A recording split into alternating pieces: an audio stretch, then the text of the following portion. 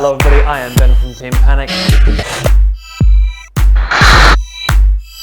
It is time to look at how my dual spinner vertical melty brain performed at ARC's Havoc 6. This is the big event of the year. It is across 2 days and we actually get interstate competitors in as well. So it is kind of the biggest thing that we do for the year, and it is a very, very exciting time. And you want to do as best as you possibly can. Now, before we jump into the fights, there are a few little things we need to talk about. First of all is that this melty had never spun up. I don't really have a safe place to test it, especially with the weapons on at home. So I spun it up in the arena for the first time to do safety checks and also to test the meltying.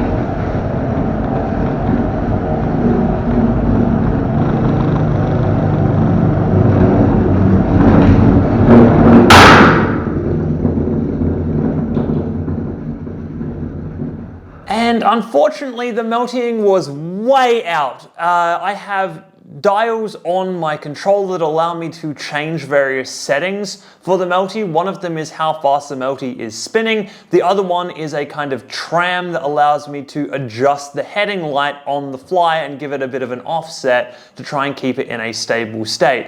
In all of the previous versions of the melty, this tram has been enough to get a stable-ish heading, which has been good enough to be able to melty around with. However, in this particular version, maxing out the tram got close to, but not like close enough to actually getting the heading stable. So I needed to do a code change. Thankfully, that's not too difficult. The code for the melty has a couple of sections in it that are just variables that I can tweak to get the heading to work a little bit better. And those are kind of distance away from each other, or how far the wheels are away from each other, and also the wheel diameter. Now, I tweaked and changed those and put it back in the box.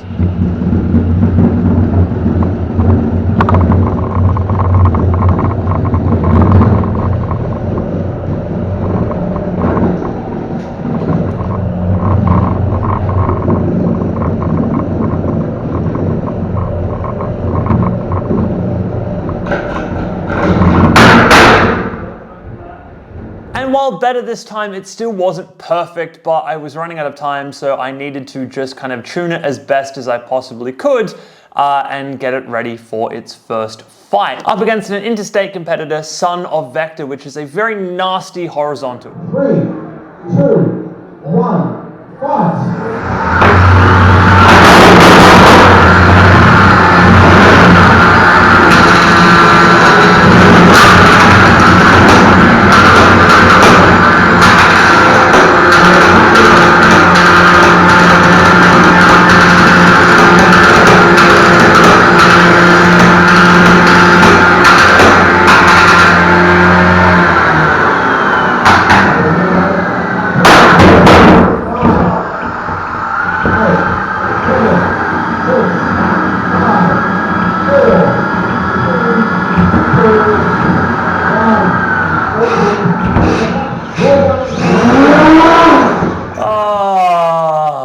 Okay, this one was all my bad. Effectively, I spun the weapons up first and then spun the melty up, and the fact that these weapons are going so fast now and like small variations in them lead to differences in gyroscopic force, which catapulted me onto my face and stuck me there. Now, he came over and nibbled at me and didn't really hit me too well, and even when he did finally back up and actually hit me properly, it just flicked the robot from one face to the other and didn't actually get us down out of the kind of standing on our face thing that we were doing, which isn't good. However, there was one kind of encouraging moment in there, which is that spinning the wheels back and forth had enough gyro force to kind of like tilt the robot a little bit, which gave me an impression that having something on the robot to kind of keep it at an angle would mean that that jostle would allow it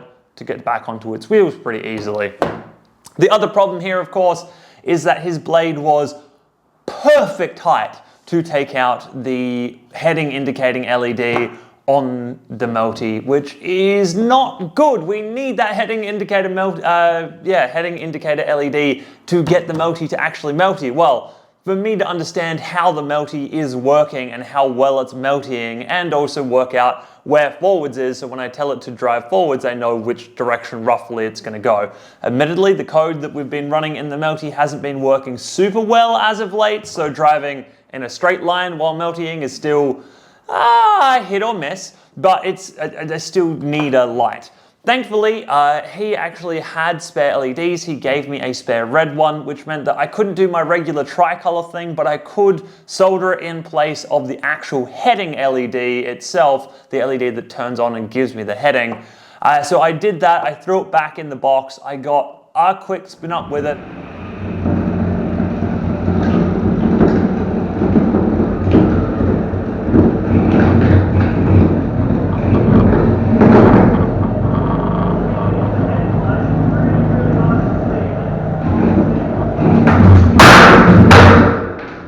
If you spin the melty up first, it actually works to then spin the weapons up later. And also this red LED isn't a great heading LED. It's not very bright. It was visible to me on the day, but it's not super visible on camera.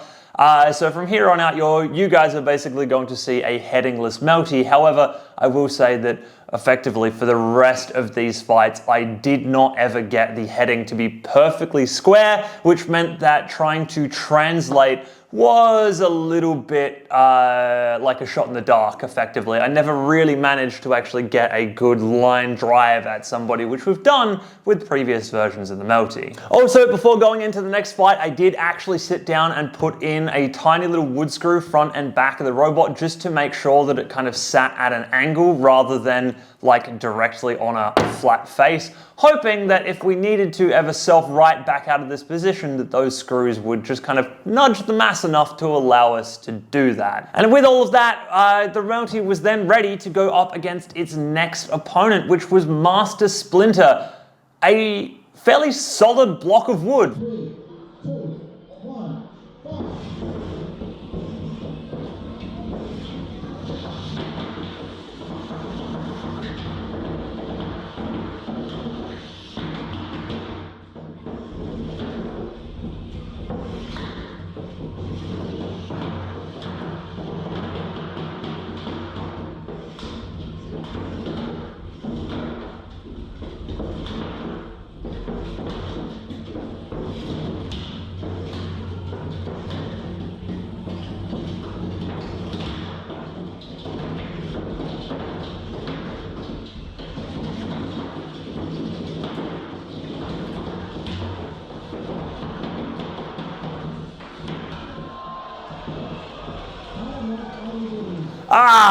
So this is a bit of a struggle. So these weapons somehow were not fully in sync in this particular case. And I think I realized what this was afterwards. It was all of the testing and stuff that I'd been doing. I'd been bouncing around the arena and I had loosened up one of the belts, which meant that they didn't actually sync up properly. And I'd loosened that by forcing the actual shafts out of alignment. They are only screwed into HDPE and only 6 mil of it, and that HDPE can bend and flex, and this becomes a recurring problem with the melty over the course of the day. The harder I hit things, the more that bends and flex, and if it bends too far, I lose weapon belts, which is actually what happened in this fight as well. The weapon shaft went from being kind of square to being bent backwards towards the motor that is driving everything, which loosened the weapon belt off and lost it entirely,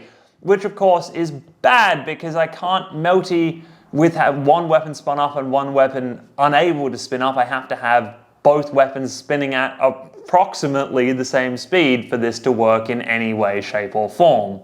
There was also, of course, the other problem of Master Splinter actually doing a really good job at not letting me, not giving me a chance to spin up all that much.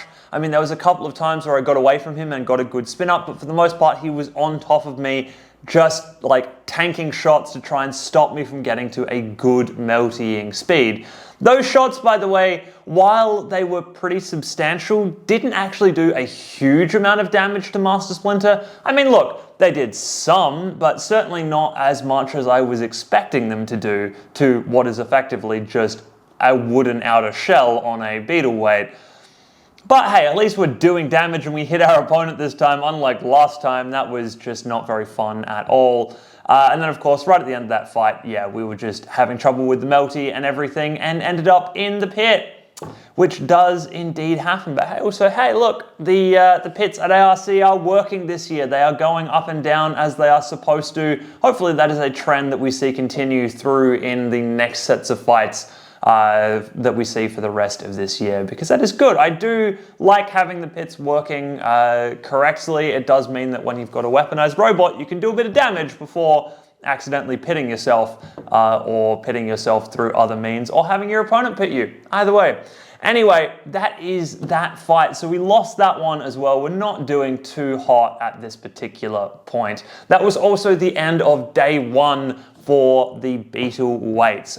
We only had 5 people in our round robin, so 4 fights in our round robin. So we are halfway through the competition and currently not sitting very well. And our first fight up on that second day was against another interstate entry, this time Stormfront, a very large, powerful vertical spinner that had actually been having quite a number of technical issues over the previous day, so it was unclear as to whether or not Stormfront was going to be able to actually get into this fight. Thankfully, they had most of that sorted out early on the second day, and the fight went ahead. 3, 2, 1, fight.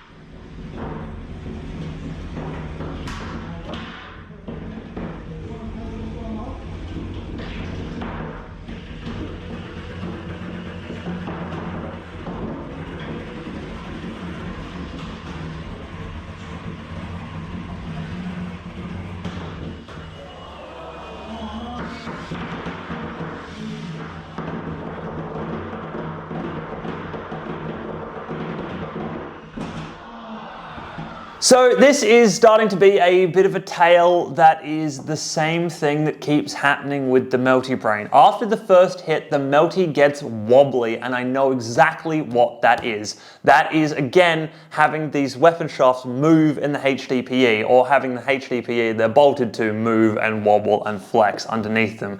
Turns out 6mm HDPE was not enough to bolt weapons directly to, and I am paying for that because the melty is not meltying properly after a good big hit, and I'm having to take the robot out after every fight and smack the weapons with a hammer to bend those HDPE plates back into place, which is frustrating and does mean that the performance of the robot is suffering. However, we do still melty a little while longer in this fight and get some good hits on Stormfront, including a weapon-to-weapon collision that basically pushes the tooth of his weapon sideways entirely, and that weapon tooth of his then goes around and knocks his own pulley out off of his weapon motor, and in such a way that it actually shears the shaft on his weapon motor. It is bad damage to be taking on day 2 of a tournament, especially when you've already spent a long time dealing with electrical issues and finally had the robot working, which is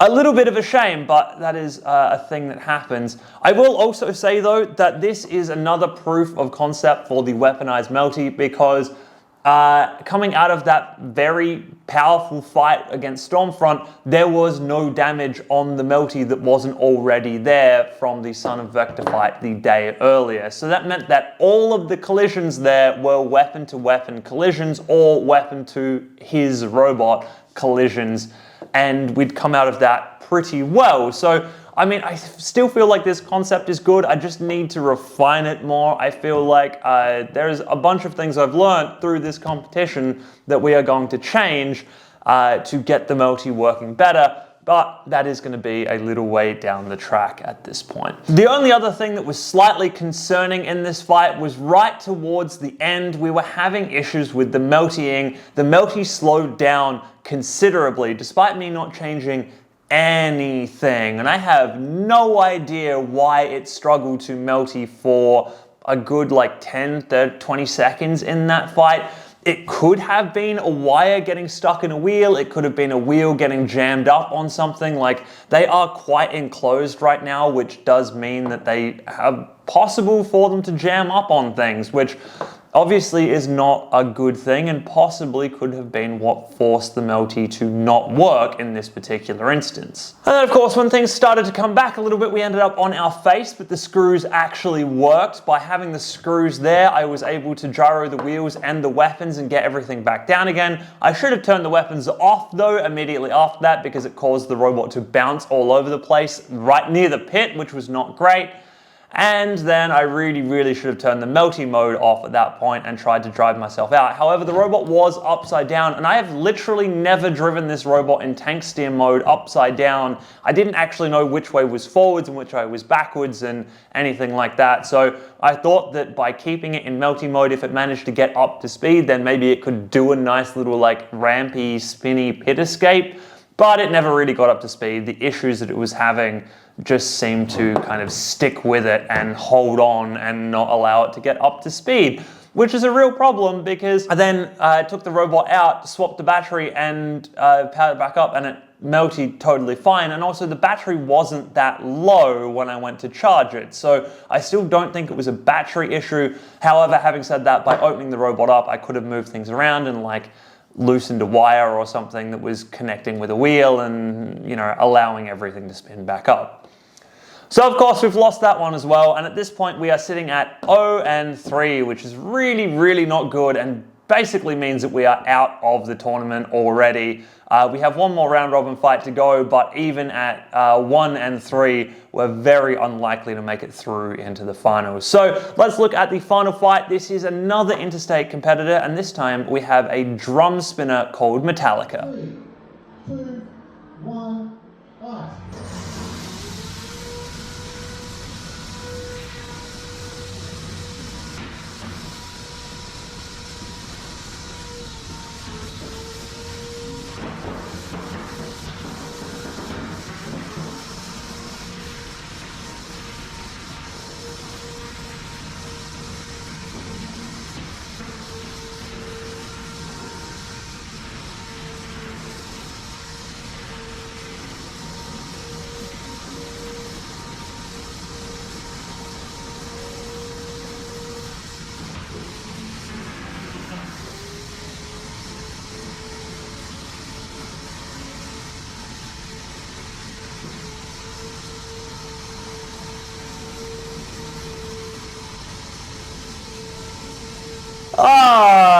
It was not the Melty's competition at all, and this is the same story as all of the other fights, or a similar story to all of the other fights. Well, at least the ones where we've actually done things and haven't messed up and landed on our front and then been unable to self-right. This was a very large collision with the wall that bent the axle back towards the pulley, which causes everything to get out of whack, meaning that the melting starts struggling. Then we started throwing belts, and of course when we've started throwing belts, we can't run any of the weapons at all. It just doesn't help. And then for whatever reason, once I'd lost both belts, I was like, you know what? I don't mind anymore. Let's just send it and melty back up again with no weapons, just see how we go. And unfortunately, when it was melting with no weapons, it was a massive pit magnet. It just got stuck in that area, and even when I managed to push it back out of there, it kind of looped itself back around into the pit a couple of times. Now, he stopped really going after me because there was a pit warning, meaning that one of the two pits was going down, and then when it was the other one, he did kind of re-engage again, but there was a second pit warning very quickly after that. And I tried to get the melty to translate out of that space, and it didn't really do that. So then I turned off the melty mode and tried to do it manually. However, it takes a good couple of seconds for the melty to actually spin back down properly. And by the time I could actually even get it driving in a direction I wanted to be driving, the pit was already lowering and I was out of luck, basically. So 0-4. 0-4 is definitely not how I wanted this to go. This could have been a lot better. There's a lot of things that I now know though about this melty that I need to fix and I think can fix. The first being that we need to strengthen the mounting point for the weapons because having them being able to bend and flex caused all sorts of issues. The second is that the weapons were spinning way too fast. Just entirely too fast because the amount of gyro force that they were generating and the fact that if they were slightly out of sync, their gyros were out of sync and things just went nuts. We need to slow these weapons back down again, and realistically we absolutely can do that without really impacting the effectiveness of the robot at all, because the last version of the dual spinner melty, vert melty, had slower weapons and it seemed to work just fine. The other thing here is that these internal wheels, while a nice idea, make everything really difficult to deal with and also possibly jam themselves up a couple of times and cause some issues with melting. So we need to go back to the old configuration where the wheels are out the sides and then the weapons are front and back. And I think that should fix a lot of the issues that we're seeing. So that is potentially where we're going to go for the next version of the melty. There's a lot of things I need to do to get this robot back up and running again, and a lot of CAD, because that is going to be a third version of the vert melty, which is basically an entirely brand new chassis and brand new everything. But there are things coming which may help us fix these issues faster rather than having to wait for events to actually get the thing melting and seeing what it's actually doing. So that's exciting and I'm looking forward to that. However, this video and Havoc is not over yet. We have one more thing to do, and that is a beta weight rumble.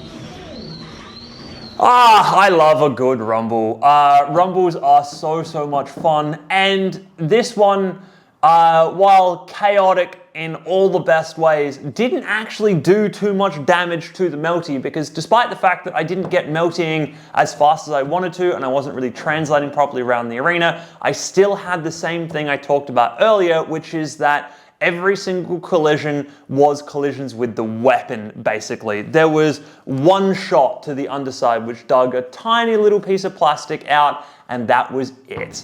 So the melty idea works. This works. I just need to get it to work better. Or I need to get my build of the idea to work better. The idea itself, perfect, great, amazing, it works. My current conception and build of it has some flaws. But that's fine. That is how combat robots go. You build them, you put them in the arena, you find those flaws, and then you work to fix them. And so that is what we're going to do on this channel moving through the next couple of months. Anyway, that is it for this video. I hope you have enjoyed that one, and I will see you in the next video.